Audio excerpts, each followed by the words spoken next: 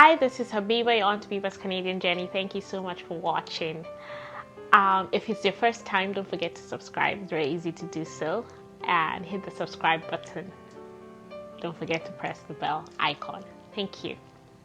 Today I'm going to talk about a topic a lot of people have asked me to talk about in the past, and that is a newcomer's guide or an immigrant guide to getting a home in Canada, to purchasing your first home in Canada. So we're going to talk about the important steps to take as a newcomer, because there's some steps that are very different for newcomers and people that have been here for a while. And I'm going to be giving examples based on stories I've heard, and obviously being really honest and open with you based on our experience as well. So let's get started.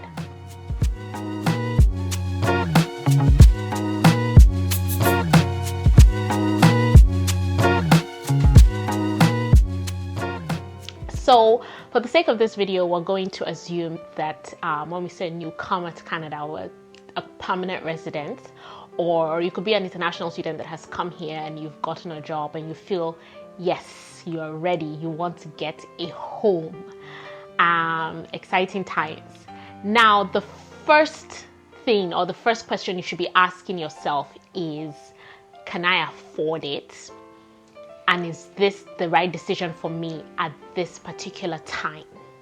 Because it's very easy to say, oh, I have a job, my spouse has a job, I just got a bonus, so I want to get a home, it's time to purchase a home. But can you afford it? Most people think that when it's time to get a home, it's just about, paying your monthly mortgage. There's so much more to it. There are actually true stories of people that were renting, then they purchased the house, and then the next year they sold and they went back to renting because they're like, this house purchase mortgage life is not for me. Like the woman we bought our house from, we thought she was selling it to get a bigger house, which is what most people do. But she sold, she's still in the neighborhood, and she's in an apartment, she's renting. Because sometimes renting is actually easier. If you get a serviced apartment, things like, mowing the lawn and, clearing snow, which is a big deal here, you get people to do it for you for free. Okay, so what I'm going to do in the description of the video is I'm going to put an online tool there. It's called Own or Rent Online Tool. Just play around with it to see, these are some questionnaires and some questions you ask yourself. Is renting for me? Is owning for me? So you ask yourself that, is this the right time right now? Sometimes renting has its advantages. Some, landlords here in Canada, when you're renting a house, it comes with all the bills inclusive. I usually tell people that look for, when you're renting, look for an apartment that all bills are inclusive. So your heating, your electricity, so you can use as much as you want. It's not the same when you own your house. You pay for all the bills, so sometimes. So can you afford it? Number 2 question, how much can you afford? Very different from the first one. How much can you afford? Because most people start up a journey and think, oh, I can afford a house of $700,000 based on how much they are earning. But then you go and you get pre-approved. We're going to talk about that in a bit. And you find out that what you can afford really is less. Okay, so number 2 is the pre-approval process. Now, majority of people in Canada, they buy their homes, on loan. So when you hear people say a mortgage is a loan you take from a bank or financial institution to purchase a home. Most people here in Canada have gotten a mortgage. It's very different from Nigeria, where people buy their houses outrightly, just like, the money is just there, or you buy your land outrightly and then you start building. There's the option of doing that here if you have the funds. If you do, call me. Anyway, so pre-approval. You go to a mortgage broker, to a mortgage lender, a financial institution, and you say, I need a mortgage. I want to buy a house. They say, okay. One of the first questions they'll ask you, one of the first questions they asked us when we reached out to a financial lender here in Nova Scotia was, are you working? They asked my husband that, they asked me that, is it full time? So they want to know how much you're making, the money that's coming in. They want to know, are you employed full-time, or are you part-time, or are you a contract staff?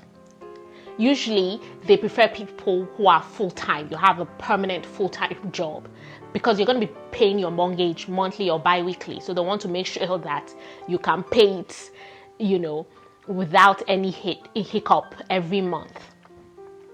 Now, when you go for your pre-approval, they ask other questions too. You would send them documents. They will verify those documents. So you send them your employment letter. So they will check when you started work, how long you've been employed for, how much your salary. They will check all these things. You will give them consent to do a credit check on you.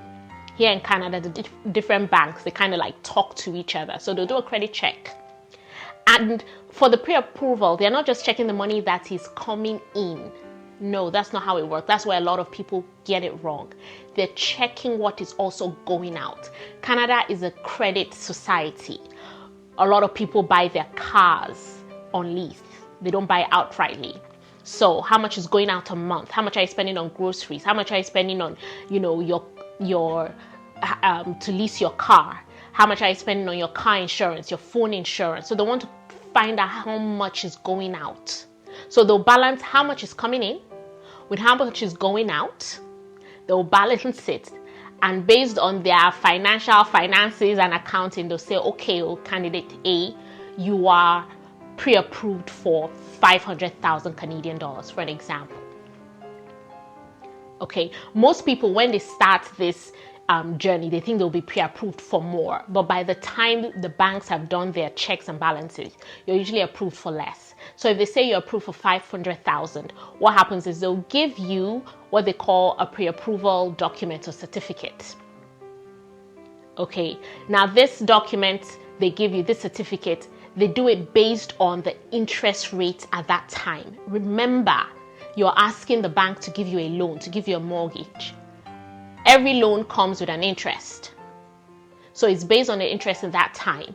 And so the pre-approval document or certificate usually lasts from about 60 days to 120 days. So 2 to 4 months. You can always renew it, but that's the standard.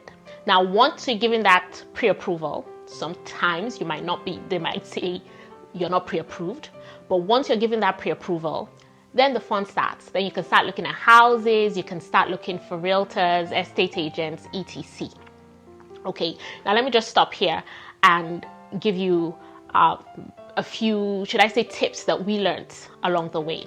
So for instance, if you are approved for a house that is, you're approved for 500,000, you now start looking for an estate agent, you start looking for a house, right? Because of the market we're in right now in Canada, it's a seller's market. It's advised that you don't look for a house, you don't start looking for houses in that 500,000 range. It happened to us. I remember the first house we saw, it was the amount we had been pre-approved. And I love that house. I remember the kitchen in that house, superb. And so we saw the house, we bid for it. I think about 5 or 6 other people bid for it, but we didn't get it because the people that got it bid above asking price. So again, whatever you're pre-approved for, it is advised that you look for houses below that. So if you're approved for like 500, look for houses from like 425,000 to 450,000, because we're in a market where people are bidding above asking price. So you don't want to have your heart broken, like happened to me the first time. I still remember that house. Anyway, number 2 tip. If this is your first house in Canada, your first house is not your dream home, except you have the finances, which is fine. If you have loads of money in your account, your first house can be your dream home. But if like a lot of newcomers coming to Canada, your first house, if this is your first house, it's not going to be your dream home. What you should be looking at when you start looking at houses is houses that tick some certain boxes. It's not going to tick all the boxes, again, except you have all the money. But it won't tick all the boxes. So it's like, what is important to you? And in fact, sometimes what is important to you, you might not even get. When we started looking at houses, I wanted a house with a pool. Okay, but we had to look at what was really important to us. Majority of the time, I work from home. My husband is a hybrid. So one of the things that was important to us was a house that, it's going to be space where we could walk in different locations, in the house, because part of our job requirement. So think of what's important to you. So you're pre-approved, you have your document, you get a realtor. Now, your pre-approved document is really important because most agents will not even work with you if you don't have that. They just don't want you to waste their time. Imagine they start working with you and then months down the line, you find a house and then you go to for pre-approval and then they find out that you can't afford a house. So that pre-approval, most agents will ask, they want to know how much so that they can walk in your budget. Now, to get a realtor, there's several ways you can do it. You can ask around for recommendation, people that have, used before, which is what a lot of people do. You get a friend or a colleague, someone from church to recommend someone. Okay, you ask for reviews. Okay, so you get one, and then you have a first sit down with that realtor. The realtor is going to ask you for your pre-approval document because they want to know that you can even afford a house. And then they want to know how much you can afford, so they will walk within your budget. My recommendation when you meet your realtor for the first time is to be very honest and open with your realtor. Tell them what you're looking for. They will do their best. That's their job. They're getting a commission when, if they do get your house. Tell them what's important for you. The first time we met, the lady we walked with, my little girl was there, and she was being herself, very playful and jumpy, and the realtor said, we definitely need you somewhere with a lot of space. And we said yes. So anytime we saw a house and we called her and we're like, can we go and view this? She'd be like, that is not in a family friendly neighborhood. Are you sure you want to see it? But we can still go. So be honest so they know what you're looking for. Are you looking for good districts? Are you looking for proximity to work? Whatever it is, be very, very honest. At this point in time, the realtor is going to be your friend till you get your house, even after that. So, and if you're not comfortable with a realtor when you meet them for the first time, you can always change. You can say, thank you, I want to step back. And you need somebody you're very comfortable with. A tip I'm going to provide here when you meet your realtor is give yourself time. This is a capital intensive endeavor. Give yourself, don't rush. Okay, we were very lucky with the lady we worked with because it took us from the time we started talking till it took us close to 6 months or more to get a house. Yes, I was being a bit fussy. There were some things I'm very particular about my kitchen. I wanted a huge kitchen. I don't know why. We're only 3, but give yourself that grace. Be patient. Okay, so you found a realtor, you found a house, you've put a bid, and you get the house. Congratulations. Now, you put a bid, the seller accepts your bid, you're super duper excited. The seller would require you to put a small deposit. So sometimes they'll give you the amount, sometimes the realtor will say this is the amount they want you to put, depending on the seller. This is just a kind of goodwill to show that yes, while all the other things that going on, while the bank is getting the money ready, while you're doing inspection and all this, you're not going to just leave them hanging. You're actually going to go through with it. Now, whatever amount you drop, they ask you to drop 5, 8, 10,000. It's going to be deducted. Do you understand? So it's not an extra money that you're giving to the seller. Now, once you've done that, you do an inspection. Make sure, most realtors here would actually insist on that. I remember one of the houses we saw, we liked, it failed inspection. And our realtor was like, don't move ahead, don't go any further. You don't want, problems for yourself. So make sure you do that. You do that, the inspection is fine, everything is fine. Okay. Then you will now go back to the mortgage broker. Say, I found a house. It's in my price range. We like it. We've made an offer. The offer has been accepted. We want to move ahead. Now remember all the work they did during the pre-approval, they're going to do it again, because months and weeks might have passed after the first pre-approval. So they want to make sure you can still afford it. They want to make sure you still have your job. They want to make sure you haven't been fired, or they want to make sure you haven't bought a brand new car that you're leasing. So they'll do that all over again. And I've heard that sometimes when they do this pre-approval all over again, some people actually fail it. They passed it the first time, but they failed it. So this is extremely important. Now, once you pass it and it's done, then you start making some payments.